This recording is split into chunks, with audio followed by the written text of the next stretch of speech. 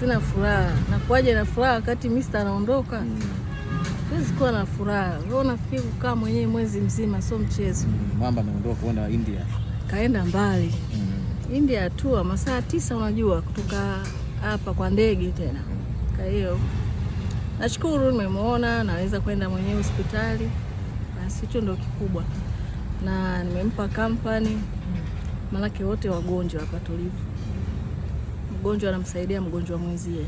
Kwa hiyo ameenda mzee kutibiwa alafu nafuata wewe baadaye. Yani yeye anaenda kunisafishia njia alafu mimi nafuata. Lakini kikubwa tu namuombea Mungu amsaidie, amsimamie, apate matibabu vizuri vile inavyostahili. Kwa sababu tatizo lake sio dogo pia. Mtu anamwona anatembea, anazunguka lakini maumivu anayopitia ni makubwa sana. Ndio hivyo, ukiona tunacheka tunaongea ukazani labda watu tunafurahi au unatembea, lakini kuna maumivu mengine yanakufanya uweze kufanya kila kitu ila ukawa na ugonjwa ambao dogo unaumiza. Kubwa namuombea tu.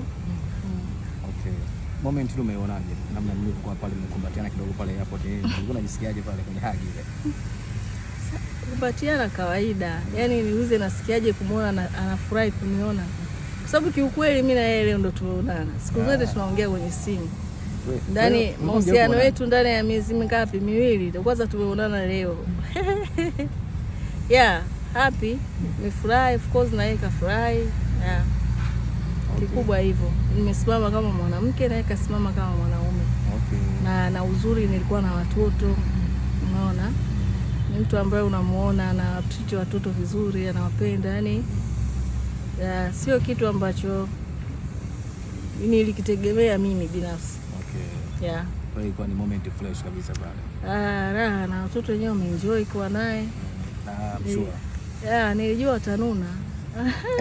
Au ulidhani watoto watanuna? Yaani watoto wangu wasipomuelewa mtu wananuna, yani wakimuona tu ile sura yake hapo hapo wanabadilika uso, lakini nashukuru Mungu yani wamesmile, wamepiga picha. Kwa hiyo ni jinsi gani wenyewe wamempokea vizuri. Ni kitu cha kujivunia kwanza. Ni dhahiri kwamba penzi moto moto hili. Penzi hili kwa moto moto, yani linaiva lijapoa bado iko jikoni. Sasa Mwamba ameenda India kwa ajili ya matibabu. Utajisikiaje kutokuwa naye siku hizi za karibu kama hivi Mwamba yuko India? Kwanza wasiwasi. Kwa sababu ameenda kimatibabu, unajua kimatibabu kuna mambo mengi. Siwezi kukaa bila kuwa na wasiwasi mpaka siku atakayorudi. Lazima niwe na wasiwasi siku zote toka alivyoondoka leo mpaka siku atakayorudi, kwa sababu kama nilivyosema ameenda kwenye matibabu, hajaenda kutembea. Kwa hiyo utamisi moment kama hizi? Of course na misi. Unajua yule pale anachekesha lakini huoni kama anacheka. Yaani ni mtu ambaye anakufanya yani wewe ukiwa na mawazo na nini una smile. Anaonekana ni bonge la mwanaume ambaye kaingia kwa kunijua yote ni wewe. Of course ni bonge la mwanaume. Wewe unamuonaje? Yeye ni bonge la mwanaume. Yaani yule msukuma haja, msukuma kweli kweli. Msukuma kweli kweli. Yaani yule ni msukuma haswa. Kwenye zile comment ambazo baadhi ya mashabiki na wadau mbalimbali wana comment kwamba bwana Wastara umejipanga, ipo siku uende ukajuta. Kwa sababu watu hawamjui nilipotokea. Watoto wote wanaoongea na mimi wenye maswali mengi na wenye matusi ni watoto wa 2020 huko 2000, sio watoto wa 2005. Wewe ndio unatukana? Of course sio watu wanaonijua. Na kama ni watu wazima basi hawana busara, kwa sababu siku zote kwenye mapungufu utakiwa kupatenga, ile unatakiwa kupatengeleza. Kwa hiyo kama mimi nina mapungufu, wanatakiwa waniombee heri maisha yetu yatengeneze. Kama Dudu Baya na mapungufu, wanachotakiwa tuombee heri na watengeneze pale palipokuwa na mapungufu. Lakini sio kila wakati wao ukosoa, utajuta, utafanya nini, sijui unaumwa imekuaje. Yaani sio maisha, mnatupa laana, tukikosa hela tukija kuomba hela mnatutukana, lakini laana mnatutengelezea nyinyi wenyewe, mnatuongelea vibaya tu. Yaani muda wote, masaa yote vibaya tu. Yaani wewe okay fine. Kwa hiyo nyinyi mnarizika Dudu Baya kikaa bila mke. mnaridhika. Mimi bana bado mimi sijisabii kama mkubwa, mtu wa miaka 39 40 bado kabisa, yani bado. Kwa hiyo yani kuwa na mahusiano ni kitu ambacho siwezi kukikwepa, lakini pia siwezi kuchaguliwa nani wa kuwa naye kwenye mahusiano.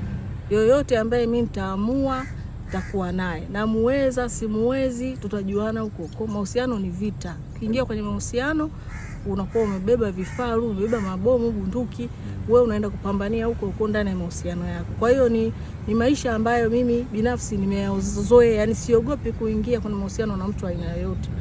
Kwa hiyo ningependa washabiki zetu, wadau wetu wanaotupenda na wasiotupenda wasiongee vibaya, watuombee. Kama kweli sisi tumeandikiwa, basi na nyinyi ombeni. Acheni kucomment vibaya, vinatuboa sana kusema kweli, kwa sababu nyinyi ndio familia zetu, ndio ndugu zetu, ndio tunaowategemea. Lakini sasa tunaowategemea mnaomba madua mabaya tu, hamuongei vizuri. Kwa hiyo yani mnataka maisha yake yote Dubai awe hivyo hivyo, mkorofi tu mpaka anakufa. Kweli sawa?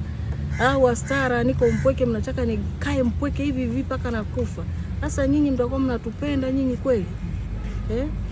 Mnatupenda au nyinyi ndo wachawi namba moja? Sababu kama mnatupenda, kama kuna kasoro lazima utengeneze. Mwanao akikosea nyumbani unamtupa, unamfukuza. Si unamtengeneza, bwana mwanangu acha hiki, fanya hiki. Ndio kitu ambacho wao wanatakiwa wafanye, lakini sio kukalia kukosoa na kuona maisha yanakuja kuwa mabaya. Fulani atakuwa hivi, fulani atakuwa vile. Mara si wasukuma wakorofi sijui. Wasukuma wakorofi, wasukuma watafanya, wasukuma wanajua kupenda bwana. Ya, msukuma akipata mwanamke mweupe kama Astara hapa. Na kupata mwanamke umetulia. Alafu huo unajua kupika sasa.